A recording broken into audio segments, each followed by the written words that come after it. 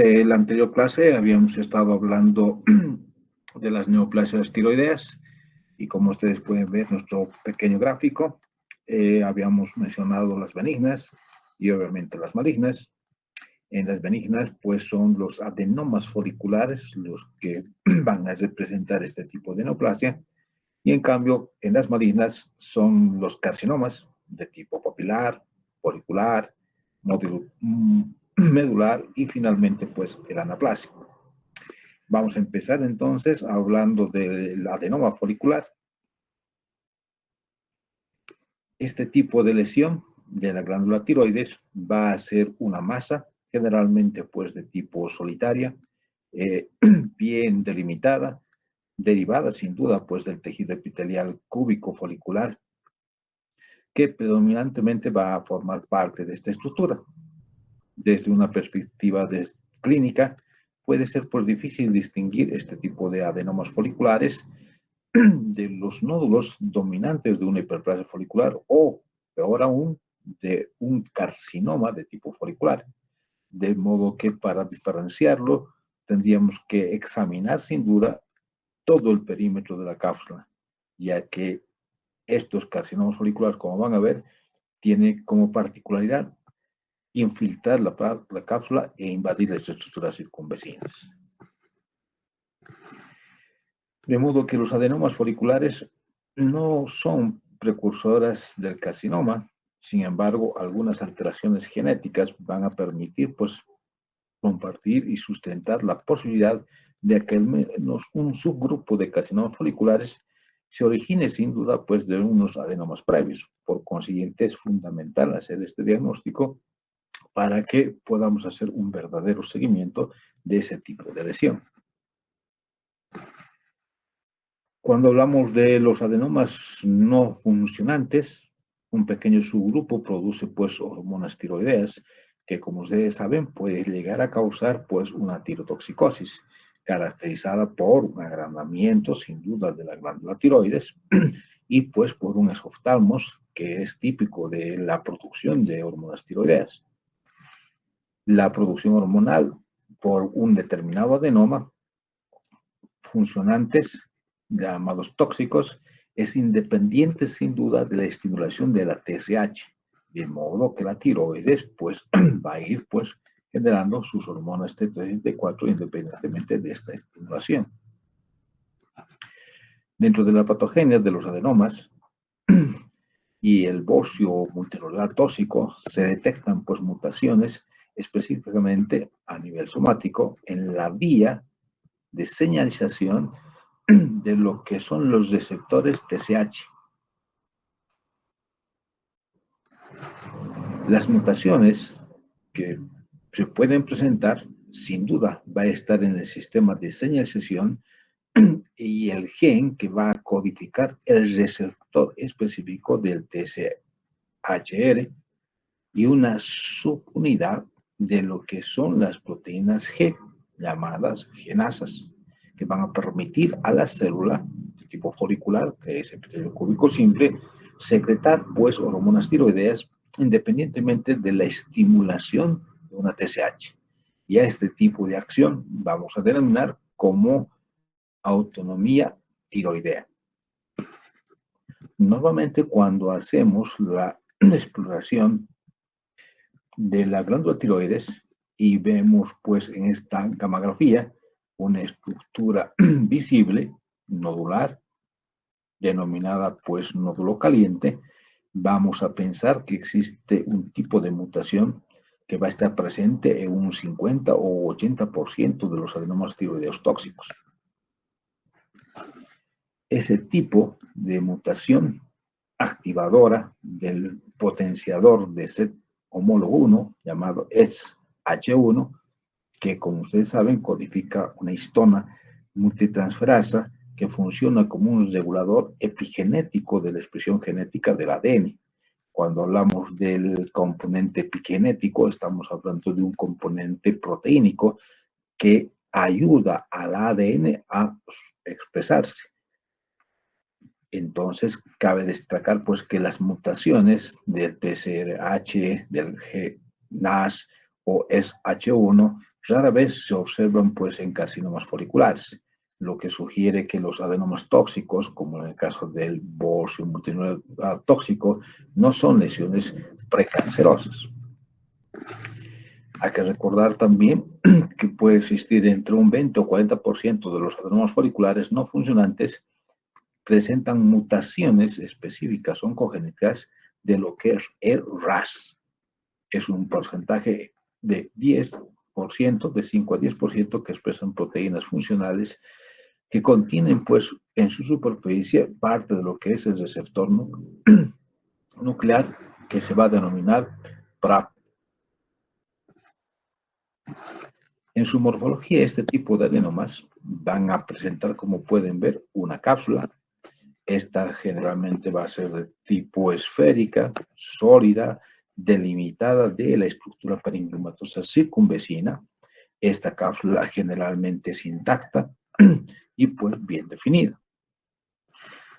La distinción del resto de la estructura tiroidea va a ser fundamental pues para considerar un bocio multinodular, el cual no solamente va a tener una sola, sino va a tener varias estructuras nodulares.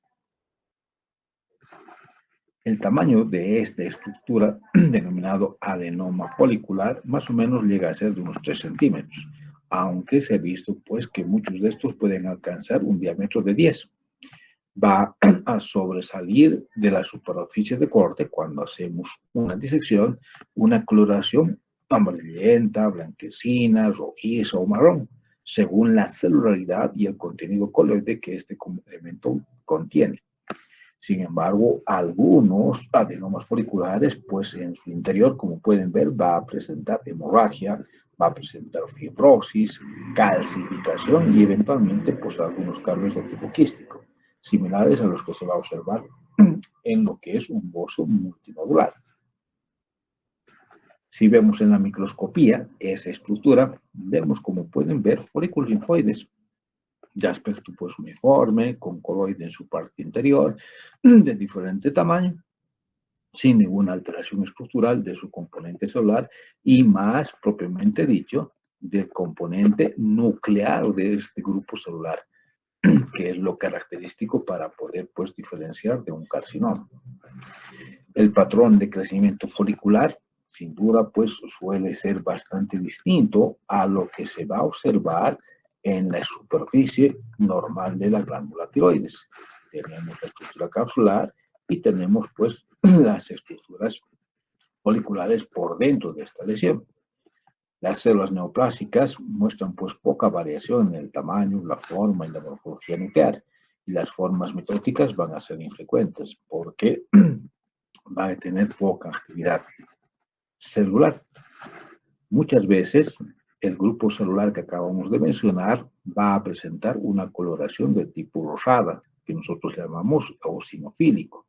Ese cambio eosinofílico o oxifílico va a hacer que a este grupo celular las denominamos como células de Hutler. Y hablemos pues de una metaplasia de células de Hutler. La característica de todos los adenomas foliculares pues es la presencia, como pueden ver, de una cápsula muy bien formada, intacta, alrededor de la estructura nodal. Por esta razón, pues, cuando tratamos de investigar si se trata de un carcinoma folicular, la invasión capsular y o vascular es fundamental. De modo que si veríamos una alteración estructural del componente epitelial de tipo folicular, lo que debemos evaluar con sumo de detalles es pues la cápsula, y no solamente en el lugar donde se está haciendo un primer corte, sino tiene que evaluarse en todo el perímetro de esta estructura nodular, de modo pues que normalmente cuando se hace una congelación o una intraoperatoria, vamos a diferir el caso para posteriormente hacer cortes de parafina y pues investigar sin duda la integralidad de esta cápsula y eventualmente los vasos sanguíneos que pueden encontrarse adjuntos. La actividad metótica extensa, la necrosis, la celularidad abundante justifica una evaluación minuciosa, sin duda, pues, de la cápsula, ya que si ésta fuese invadida y atravesada, estaríamos hablando de un carcinoma folicular de la glándula tiroides. Al margen de aquello, las características nucleares puede descartarse pues una variante folicular de un carcinoma papilar, ya que puede tratarse de un carcinoma de tipo papilar, pero de variante folicular, como vamos a explicar enseguida.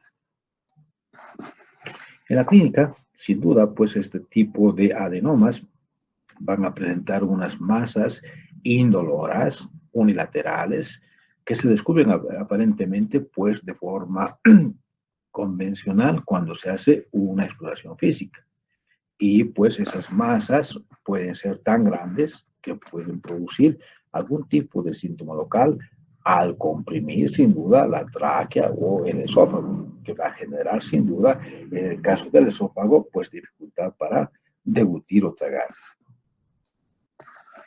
Los adenomas no funcionantes captan menos yodo radioactivo para el parénquima tiroideo normal.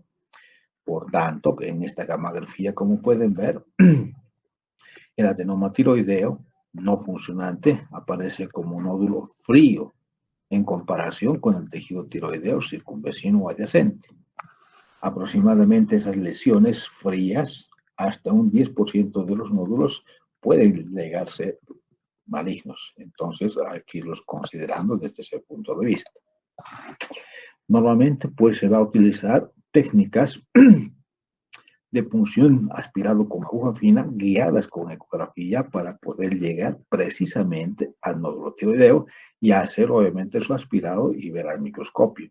Y, pues, en la microscopía nos van a decir los citólogos si estamos frente a un tipo de adenoma o a un otro tipo de lesión neoplásica.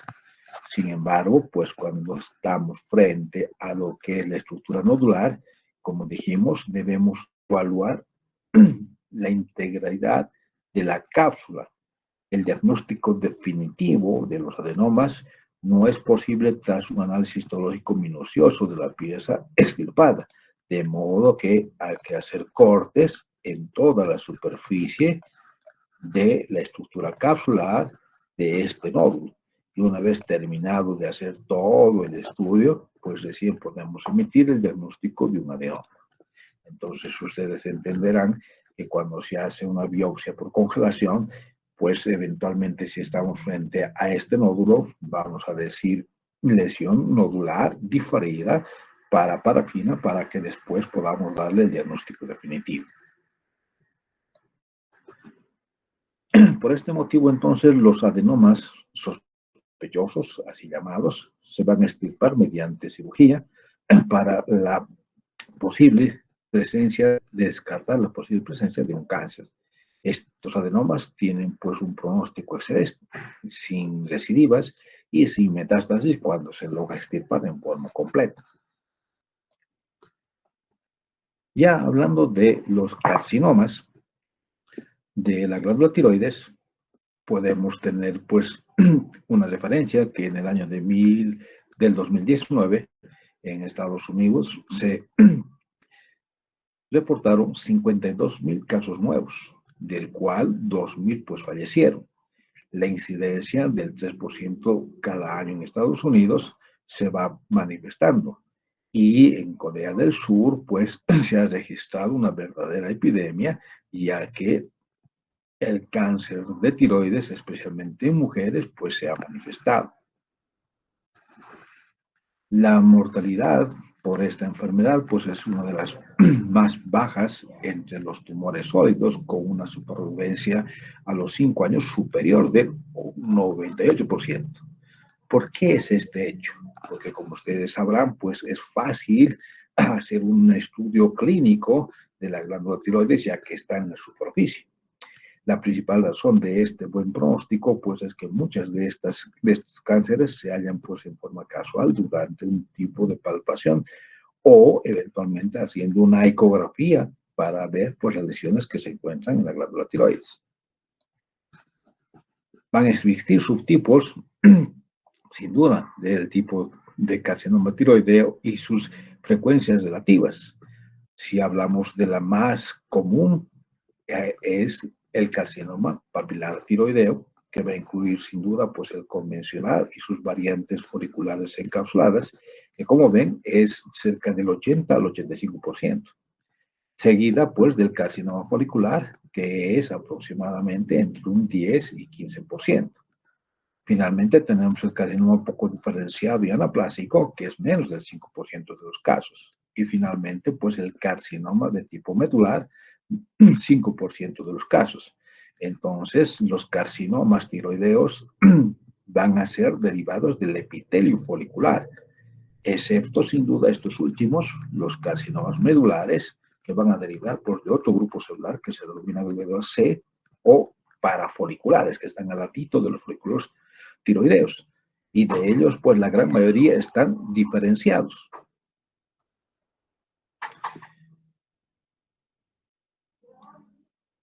El aumento del conocimiento de la patología molecular, del tipo de neoplasias foliculares y el concepto de patogenia es múltiples pasos a partir de lesiones precursoras. ¿Qué quiere decir esto? Que necesariamente muchas de las lesiones van a ser precursoras de otras. Entonces, si hablamos, por ejemplo, de microcarcinoma papilar, va a ser un precursor del carcinoma papilar pues convencional. Si hablamos de la neoplasia tiroidea no invasiva, va a ser un precursor de la variante folicular encapsulada invasiva del carcinoma papilar de tiroides. Y finalmente, si vemos los adenomas foliculares no funcionantes, van a ser precursores de los carcinomas foliculares. Entonces, debemos tener mucha precaución en hacer el diagnóstico de aquellos precursores, ya que si solucionamos el caso, estaríamos evitando pues que progresen a un tipo mucho más agresivo de carcinoma de tiroides.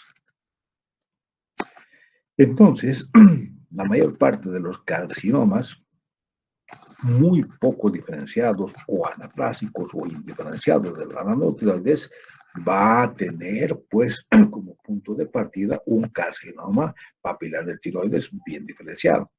Entonces, la adquisición de mutaciones adicionales en este grupo de células puede ser que haga que se transforme en este otro grupo de células poco diferenciados o anaplásicos. Entonces, las formas agresivas de este tipo de neoplasia de carcinoma tiroides, por ejemplo, los medulares, son las principales causas de mortalidad pues, en los pacientes que tienen cáncer de tiroides. Si hablamos de la patogenia molecular, sin duda que referimos a dos elementos. Uno, van a ser las mutaciones conductoras, y dos, factores ambientales que van a generar el cáncer de tiroides. En el primer caso, cuando hablamos de las mutaciones conductoras, estamos hablando que en los genes del cáncer se van a encontrar las 4 variantes histológicas. Sin duda, si nosotros examinamos este pequeño esquema, vamos a ver pues receptores de la tirosina que si están pues traslocados, en el caso del REP-CPT, fusionados a otros genes NTRK1 o 3, van a hacer de que este cáncer sea de tipo papilar convencional. Puede existir también neoplasias de tipo folicular, como la adenoma que acabamos de mencionar, y el carcinoma folicular, que va a estar teniendo pues un tipo de gen RAS alterado que condiciona pues el tipo BRAF para que pueda ser de tipo convencional. O puede ser pues un carcinoma folicular y un carcinoma anaplásico dependiendo del PI3K o PTEN que van a estar mutados. Y finalmente, pues a nivel nuclear puede existir un gen de transcripción para que genere pues el carcinoma folicular. Entonces, como pueden ver, las mutaciones conductoras van a hacer que el grupo celular de un cáncer tiroideo se tenga la probabilidad de un crecimiento, proliferación y diferenciación sin control. Cuando hablamos de los carcinomas papilares tiroideos convencionales, hay que ir recordando pues que va a haber fusión genética, muchas veces del REP, o puede ser del NTRK, o mutaciones del BRAF. Cuando hablamos de los genes, como en el caso del REP, que va a estar localizado en el cromosoma número 10, en su brazo Q, en la sección 1,1, y ese es el tirosincinasa, que codifica no se expresa. Entonces estamos hablando de la inversión paracéntrica del cromosoma número 10, en el caso de que los genes, como pueden ver, no están en la zona central, sino están en la zona paracentral. Y se invierte, lo que está arriba se va abajo y lo que está abajo se va arriba. Eso se denomina entonces inversión paracéntrica. Pero cuando hay un segmento de un cromosoma que se va al otro y así en forma recíproca, vamos a hablar de una translocación entre los dos cromosomas, el 17 y el 10 respectivamente. Entonces, los nuevos genes de fusión así formados se denominan, pues, sin duda, REP-CTP, por la translocación que acabamos de mencionar. Este tipo de genes se presentan en un 20 o 40% y hay más o menos unas 15 parejas de fusiones de REP, en el cual están implicados otro tipo de genes denominados CPT1 y 2. Son los más frecuentes, pues, en el cáncer papilar de tipo esporádico. Cuando hablamos de las translocaciones paracéntricas, también hay otros genes, como en el caso del NTRK1, en el cromosoma 1, en su brazo Q, en la sección 1,2, pues existe pues esa posibilidad que se presente un cáncer de tipo papilar tiroideo. Otro gen que va a estar implicado va a ser, pues sin duda, el BRAF, que como vía de señalización intermedia de la vía MAPsinasa va a tener un cambio, como pueden ver, de la valina por el glutamato, justamente en el residuo denominado 600 o codón 600, pues que es la que va a generar ese tipo de lesión. Entonces, la mutación del BRAF en el residuo 600, el cual cambia la valina por glutamato, va a tener una correlación con factores pronósticos adversos como la enfermedad metastásica. Entonces, estas mutaciones van a estar presentes en este tipo de cáncer de tipo papilar.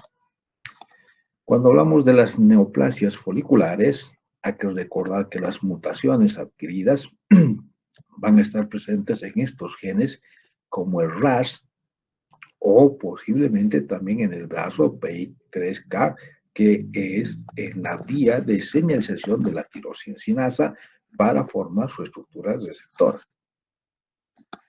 También puede existir carcinomas foliculares tiroideos que tengan una ganancia de una función RAS, un PTI3 y una ampliación con pérdida de función del PT. Entonces, como ustedes entenderán, muchas de las alteraciones genéticas van a estar dadas por translocaciones exclusivas entre el cromosoma número 2 y el cromosoma número 3, que van a generar fusión de sus estructuras genéticas como el PLAX8 y como el PAPG. Los carcinomas poco diferenciados también van a tener, pues, que surgir de modo esporádico, ya que puede existir una diferenciación de un carcinoma folicular en el cual se va a inactivar el PT53 o también va a presentar mutaciones que activen la beta-catenina y el TER, que cataliza pues la enzima telomerasa. Los carcinomas medulares de tipo de tiroides van a presentar también pues neoplasias endócrinas como ser parte del tipo 2 o MEN2 en una línea germinal de protoncogenes llamados RED. Va a existir un reordenamiento cromosómico que afecta a la red, al igual que la translocación del red PET que acabamos de ver. Entonces, fuera de estos elementos genéticos que acabamos de ver, van a haber otros factores de tipo ambiental, en el cual tiene que ver mucho la radiación ionizante. Como ustedes saben, pues hay partículas alfa, beta y gamma que van a ir pues atravesando las diferentes estructuras que nosotros conocemos, como por ejemplo un papel, el platino y eventualmente el plomo. Entonces los carcinomas papilares en los niños expuestos a la radiación ionizante pues van a presentar este tipo de lesión. especialmente pues tras el desastre nuclear que ustedes ya conocen de Chernobyl en la ex Unión Soviética. En el año de 1986 pues se generó esa posibilidad. Pero los otros factores ambientales tienen que ver pues con la deficiencia de yodo en la dieta.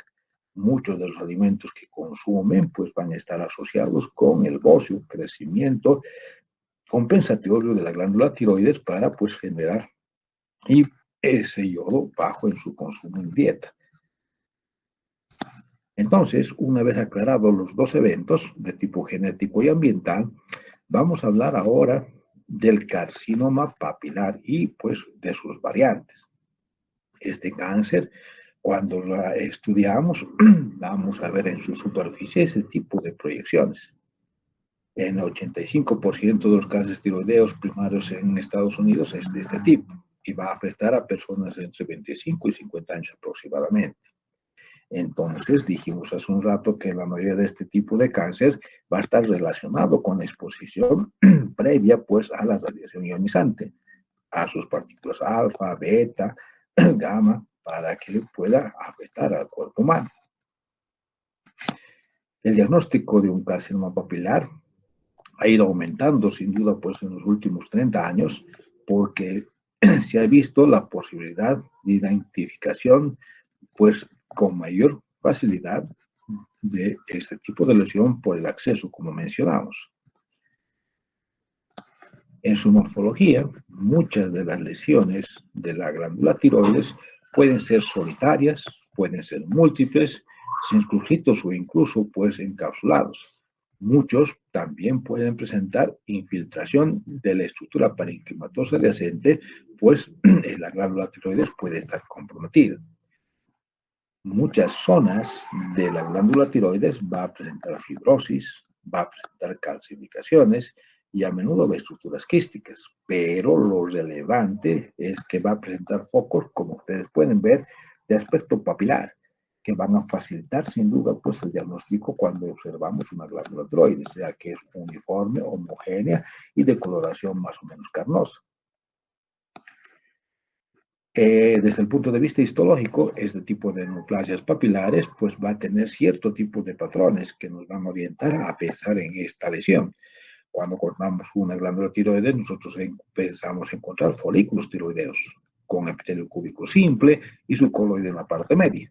Cortamos una lesión neoplásica y vemos pues que aquí hay una manera de proyecciones de dedos que la denominamos nosotros papilas. Entonces, el primer elemento para hacer el diagnóstico de una glándula tiroides con cáncer de tipo papilar es este aspecto. Pero aquí al medio tiene que haber, como pueden ver ustedes, pues una estructura fibrovascular cubierta por el epitelio cúbico que ya nosotros conocemos, ordenadas, uniformes y bien diferenciadas. Sin embargo, pues también ese grupo celular nos va a hacer pensar en que estamos frente a este tipo de neoplasia papilar. Muchas de las papilas del carcinoma de tipo anaplásico va a presentar zonas de hiperplasia. ¿Qué quiere decir esto? Que va a haber un aumento en el número de células del epitelio cúbico que nosotros conocemos. Entonces vamos a encontrar 1, 2, 3 hileras de células, pero que van a presentar cierto tipo de características histológicas nucleares que nos van a orientar a pensar en este tipo de neoplasia. Entonces, cuando nosotros observamos los núcleos, va a presentar una cromatina dispersa de aspecto óptico claro o vacío, que a veces lo denominamos como vidrio esmeriado. Y lo comparamos pues con esa estructura de los ojos de la huerfanaine o de la huerfananita, pues que presenta un espacio vacío, lo mismo en la estructura nuclear. Sin embargo, pues puede existir una invaginación de la estructura citoplasmática hacia lo que es el núcleo, constituyendo lo que nosotros conocemos como inclusiones intranucleares, pseudoinclusiones o surquitos que, como pueden ver, pues presentan una hendidura, una muesquita, que la denominamos entonces por ese tipo de características como pseudoinclusiones. El diagnóstico entonces de un carcinoma papilar a nivel microscópico se va a basar básicamente pues en las características nucleares que va a presentar sin duda ese tipo de lesión estructural.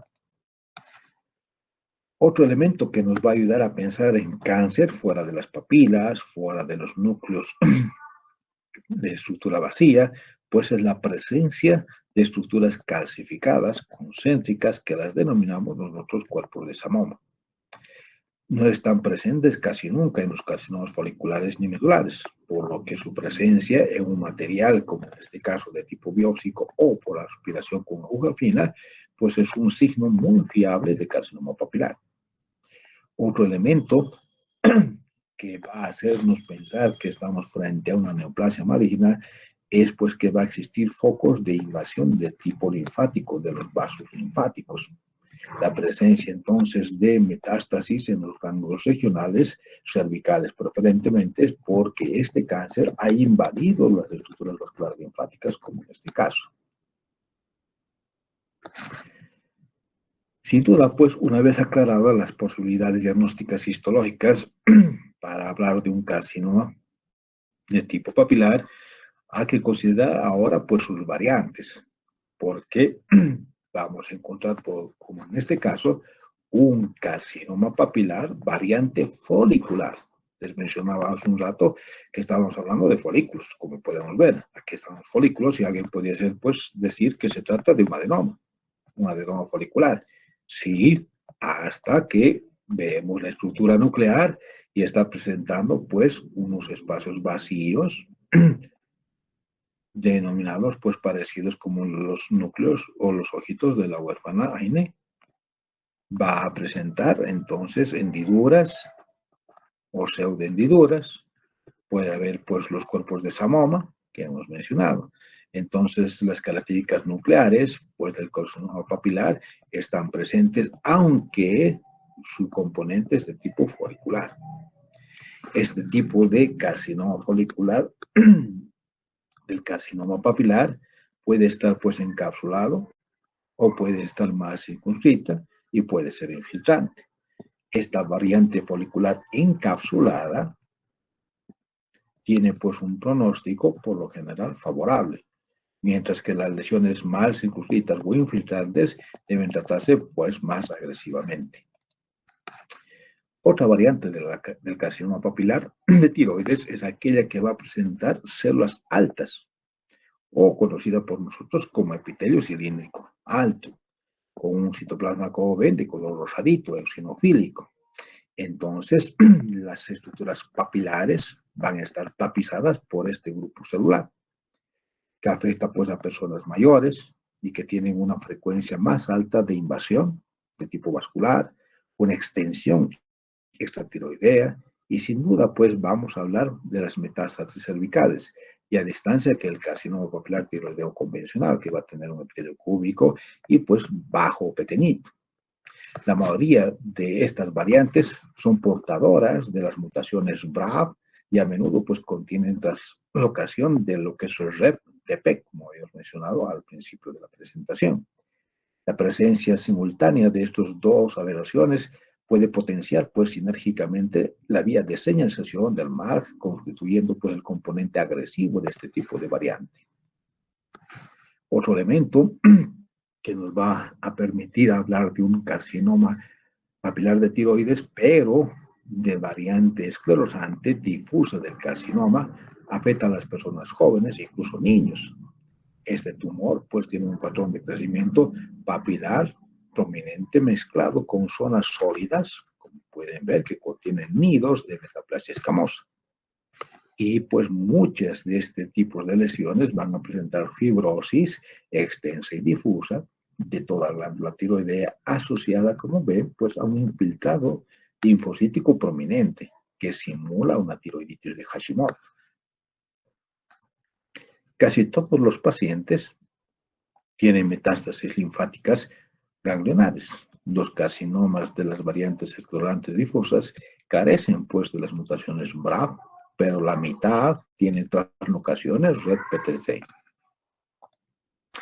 Finalmente, si vemos la clínica de estos pacientes que tienen carcinomas papilares convencionales, van a presentar, como ven, nódulos tiroideos asintomáticos, aunque la primera manifestación puede ser, como ven, una masa de una estructura ganglionar linfática cervical. y no así, pues, la lesión propia de la glándula tiroides.